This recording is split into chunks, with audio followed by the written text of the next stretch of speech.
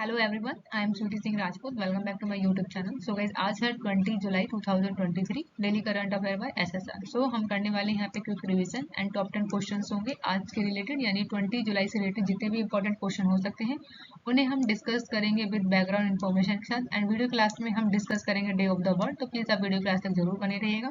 So start करते हैं session. अगर आप मेरे चैनल पर न्यू है तो प्लीज सब्सक्राइब करना ना भूलें और बेल आइकन पर जरूर क्लिक कीजिएगा ताकि जो भी मेरी वीडियोज आए उन सभी के नोटिफिकेशन आप देख सकें। ओके, आप सभी को कमेंट बॉक्स में जल्दी से लिखना होगा जय हिंद जय भारत। और आज हम करने वाले हैं क्विक रिवीजन। तो क्विक रिवीजन आप सभी के सामने है। हाल ही में विश्व अंतर्राष्ट्रीय न्याय दिवस कब मनाया गया है? तो ये 17 जुलाई को हर साल विश्व अंतर्राष्ट्रीय न्याय दिवस मनाया जाता है। न्याय को कैसे सभी लोगों को दिलाना है, इसलिए हम विश्व अंतर्राष्ट्रीय न्याय दिवस मनाते हैं। नेक्स्ट है कि हाल ही में विंबलडन ओपन 2023 जो है, तो 23 का जो पुरुष एकल का खिताब है वो किसने जीता है? तो विंबलडन ओपन 2023 पुरुष एकल का खिताब किसने जीत लिया है? कार्लोस अल्कराज ने जीता है। तो याद रखिएगा ये 20 वर्ष के हैं और आप सभी को कमेंट बॉक्स में बताना होगा कि ये किस देश से संबंधित है और इन्होंने किस प्लेयर को हराया है। ये बहुत ज्यादा इंपॉर्टेंट है, तो बहुत आप सभी को कमेंट बॉक्स में जरूर बताना है इस क्वेश्चन का आंसर। नेक्स्ट है कि किस देश के द्वारा जो है आपातकाल की घोषणा कर दी गई है अभी? तो हाल ही में नाइजीरिया में जो है अभी आपातकाल की घोषणा कर दी गई है, तो याद रखिएगा। नेक्स्ट है कि विंबलडन 2023 में महिला एकल का खिताब किसने जीत लिया है? तो मार्केटा ने जीता है, तो याद रखिएगा मार्केटा वोड्रोसोवा जो है इन्होंने अभी हाल ही में विंबलडन 2023 में महिला एकल का खिताब जीता है। वहीं पुरुषों की बात करें तो पुरुषों में मेंस की बात करें तो उसमें कार्लोस ने जीता है। ओके, नेक्स्ट क्वेश्चन है कि हाल ही में विश्व का सबसे बड़ा अंतरराष्ट्रीय मंदिर सम्मेलन और एक्सपो कहाँ आयोजित किया जाएगा? तो वाराणसी में विश्व का सबसे बड़ा अंतरराष्ट्रीय मंदिर सम्मेलन और एक्सपो को आयोजित किया जाएगा। नेक्स्ट है, हाल ही में किसने जो है नोटबुक एलएम नाम का एक नया एआई आधारित नोट्स ऐप को जारी किया है? तो गूगल ने अभी हाल ही में जो है एआई आधारित है ये नोट्स ऐप, इसका नाम है नोट्स बुक एलएम। इसी को ही गूगल ने अभी हाल ही में जारी किया है। हाल ही में भारतीय टीम ने 64वें अंतर्राष्ट्रीय गणित ओलंपियाड में कितने स्वर्ण पदक जीते हैं? तो भारत की ओर से जो 64वें अंतर्राष्ट्रीय गणित ओलंपियाड हुआ था उसमें भारत ने जो है 2 स्वर्ण पदक जीते हैं। हाल ही में भारत के लिए दूसरे सबसे ज्यादा विकेट लेने वाले गेंदबाज कौन बन गए हैं? तो उनका नाम है रविचंद्र अश्विन जो हैं अभी हाल ही में भारत के लिए दूसरे सबसे ज्यादा विकेट लेने वाले गेंदबाज बन गए हैं। नेक्स्ट है कि हाल ही में जो है 4 रनवे वाला भारत का पहला हवाई अड्डा जो है कहाँ बना है? तो IGI दिल्ली में बना है, तो याद रखिएगा। नेक्स्ट है कि हाल ही में किस राज्य ने आथुर पान के पत्ते को GI टैग मिल गया है? तो ये तमिलनाडु का है, ये GI टैग दिया गया है जो कि पान है जिसका नाम है आथुर पान, तो याद रखिएगा, इंपॉर्टेंट है। चलिए तो अब स्टार्ट करते हैं क्लास। फर्स्ट क्वेश्चन आप सभी के सामने है। प्रतिवर्ष अंतरराष्ट्रीय नेल्सन मंडेला दिवस कब मनाया गया है? तो अभी हाल ही में जो है ये ऑप्शन करेक्ट होगा 18 जुलाई, ऑप्शन बी, यानी कि 18 जुलाई को प्रतिवर्ष जो है अंतरराष्ट्रीय नेल्सन मंडेला दिवस मनाया जाता है। मोस्ट इंपॉर्टेंट है, तो याद रखिएगा। तो ये जिन्हें आप देख रहे हैं इन्हीं का नाम है नेल्सन मंडेला, जो कि दक्षिण अफ्रीका के राष्ट्रपति भी रहे हैं। तो चलिए समझते हैं इस बैकग्राउंड इंफॉर्मेशन को। तो दक्षिण अफ्रीका के प्रमुख रंग भेद विरोधी कार्यकर्ता हैं और देश के पहले लोकतांत्रिक रूप से निर्वाचित राष्ट्रपति नेल्सन मंडेला को सम्मानित करने के लिए प्रतिवर्ष जो है 18 जुलाई को ही नेल्सन मंडेला दिवस मनाया जाता है। इस साल की जो थीम रखी गई है नेल्सन मंडेला अंतर्राष्ट्रीय दिवस 2023 का, तो विषय क्या है? तो जलवायु, भोजन और एकजुटता। इंपॉर्टेंट है, याद रखिएगा, जलवायु, भोजन और एकजुटता, ये इस साल की थीम है। नेक्स्ट है कि 2019 में जो है संयुक्त राष्ट्र ने इसे अनेक महत्वपूर्ण योगदान को पहचानने और उनकी उपलब्धियों का जश्न मनाने के लिए 18 जुलाई को ही नेल्सन मंडेला दिवस के रूप में घोषित कर दिया गया। तो संयुक्त राष्ट्र के द्वारा ये घोषित किया गया था 2009 में। इंपॉर्टेंट है, याद रखिएगा। नेक्स्ट है कि हाल ही में किसने विदेशी धरती पर डेब्यू में टेस्ट शतक बनाने वाले पहले भारतीय बल्लेबाज बनकर इतिहास रचा है?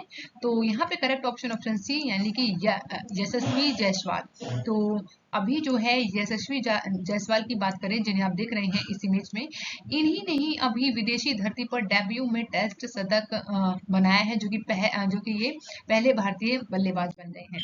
भारत के लिए जो है 21 साल के यशस्वी जायसवाल की बात करें, जिन्होंने वेस्ट इंडीज के खिलाफ जो है टेस्ट में डेब्यू किया और इन्होंने यहाँ पे शतक लगाया है।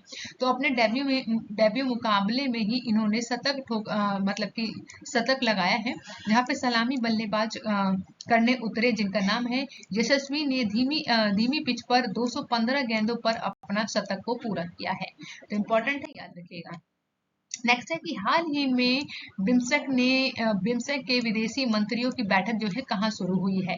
तो करेक्ट ऑप्शन है यहाँ पे ऑप्शन ए, यानी बैंकॉक में जो है अभी बिम्स्टेक के विदेशी मंत्रियों की बैठक शुरुआत हो गई है। तो जिनको आप इस पर्टिकुलर इमेज में देख रहे हैं, तो यही वो मेंबर्स हैं जो कि बिम्स्टेक से रिलेटेड हैं। जो चलिए यहाँ पर डिस्कस करते हैं। तो बिम्स्टेक जो है 7 सदस्य देशों का एक क्षेत्रीय संगठन है, जिसमें दक्षिण एशिया के 5 सदस्य हैं, जैसे कि हमारा पड़ोसी देश बांग्लादेश है, भूटान है, भारत, नेपाल, श्रीलंका और दक्षिण पूर्व के भी 2 देश शामिल हैं इसमें, जैसे कि म्यांमार और थाईलैंड। तो याद रखिएगा बिम्स्टेक की फुल फॉर्म को। तो बी से होगा आपका बांग्लादेश, एंड बी से अगेन है भूटान, आई से इंडिया है, एन से नेपाल है, एस से श्रीलंका है, और 2 कंट्रीज हैं जो कि साउथ एशिया से हैं, तो उनका नाम है म्यांमार और थाईलैंड। ओके, बात करें अगर जो इस संगठन को कब स्थापित किया गया था, तो 6 जून 1997 को बैंकॉक में घोषणा किया गया था। उसी घोषणा में बैंकॉक में जब घोषणा किया गया था, तभी ये अस्तित्व में आया था। तो इम्पोर्टेंट डेट है, यानी कि 6 जून को, यानी कि 6 जून 1997 को बैंकॉक में इसकी घोषणा कर दी गई थी कि इस तरीके का कोई संगठन बनने वाला है जो कि बिम्स्टेक है। नेक्स्ट है सहयोग की बात करें अगर, तो बिम्स्टेक की बात करें तो इसके अंदर जो है सहयोग प्रारंभ में वर्ष 1997 में 6 क्षेत्रों में होना था, जैसे कि बोल सकते हैं कि व्यापार के लिए, प्रौद्योगिकी के लिए, ऊर्जा के लिए, पर्यावरण, पर्यटन और मत्स्य पालन के लिए। इन जो ये कुछ जो टॉपिक मैंने आप सभी के सामने बोले हैं, इन्हीं के ऊपर जो है पूरा फोकस करने की बात की गई थी। वहीं बाद में वर्ष 2008 में अन्य क्षेत्रों को भी इसमें शामिल कर लिया गया है। मेन मोटिव था कि जो बिम्स्टेक है वो 1997 में 6 क्षेत्रों को लेकर चलने वाली थी, जो कि है व्यापार से रिलेटेड, आपके प्रौद्योगिकी से रिलेटेड, ऊर्जा, पर्यावरण, पर्यटन और मत्स्य पालन। लेकिन 2008 में इसमें अन्य और भी विस्तार किए गए हैं। नेक्स्ट है कि प्रत्येक सदस्य जो है देश के पुनर्गठन के बाद वर्ष 2021 में विशिष्ट क्षेत्र का नेतृत्व जो है इन्होंने ग्रहण कर लिया है। वहीं भारत जो है आतंकवाद और अंतर्राष्ट्रीय अपराध, आपदा प्रबंधन तथा ऊर्जा सहयोग के साथ साथ सुरक्षा पर भी ध्यान को केंद्रित कराता है। तो जो भारत है वो बोलता है बिम्स्टेक के सदस्यों की कि हमें आतंकवाद से भी लड़ना है, अंतर्राष्ट्रीय में जो भी अपराध हैं उनसे भी हमें उसे खत्म करना है, और आपदा प्रबंधन के ऊपर भी हमें ध्यान देना है, और ऊर्जा सहयोग को हमें साथ साथ विकसित करना है। तो इन सभी चीजों के बारे में सोचता है भारत। तो बिम्स्टेक के बारे में इन सभी बातों को याद रखिएगा। कोई डाउट हो तो आप मुझसे पूछ सकते हैं, बैकग्राउंड इन्फॉर्मेशन। ओके, नेक्स्ट बात करते हैं। हाल ही में जो है अक्टूबर 2023 में अंतरराष्ट्रीय रक्षा प्रदर्शनी जो है आयोजित है। तो कहाँ होने वाला है, यहाँ पे कौन गलत है, तो कौन जो है 2023 में अंतरराष्ट्रीय रक्षा प्रदर्शनी को आयोजित करेगा। तो यहाँ पे करेक्ट ऑप्शन है ऑप्शन सी, यानी कि दक्षिण कोरिया जो है अक्टूबर 2023 में आयोजित होने वाला अंतरराष्ट्रीय रक्षा प्रदर्शनी को आयोजित करेगा।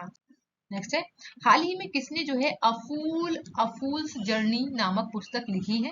तो जिन्हें आप पर्टिकुलर इमेज में देख रहे हैं, यही वो पुस्तक है, यानी बुक है, जो कि है अफूल्स जर्नी, जो कि लिखा गया है ऑप्शन बी इज करेक्ट है, यानी कि सारिका भारद्वाज द्वारा लिखा गया है अफूल्स जर्नी। ओके, लेखिका और आध्यात्मिक कोच है जिनका नाम है सारिका भारद्वाज। इन्होंने अपनी एक अफूल जर्नी किताब लॉन्च की है। अफूल जर्नी की बात करें तो nation press of oriented digital media द्वारा प्रकाशित किया गया है। अफूल जर्नी एक जो है मनोरम नॉन फिक्शन कृति है, जो कि सारिका भारद्वाज द्वारा लिखित आत्म खोज है और जीवन के उद्देश्यों की खोज की गहराई में उतरती है। तो इस तरीके की किताब है, याद रखिएगा, इंपॉर्टेंट है। नेक्स्ट है कि हाल ही में क्या हुआ कि डॉक्टर मंगला निरलिकर का निधन हुआ है। वह कौन थी, तो डॉक्टर मंगला निरलिकर जो है एक गणितज्ञ थी। तो याद रखिएगा मैथमेटिशियन थी, जो जिनको आप पर्टिकुलर इमेज में देख रहे हैं। तो इनका ही अभी 80 साल की वर्ष में निधन हो गया है। मोस्ट इंपॉर्टेंट है, याद रखिएगा। नेक्स्ट क्वेश्चन है 7, हाल ही में किस राज्य के गोपालापुर बंदरगाह में कार्गो हैंडलिंग में राष्ट्रीय रिकॉर्ड बना लिया है। तो ये कारनामा कर दिखाया है उड़ीसा ने। मोस्ट इंपॉर्टेंट है, याद रखिएगा।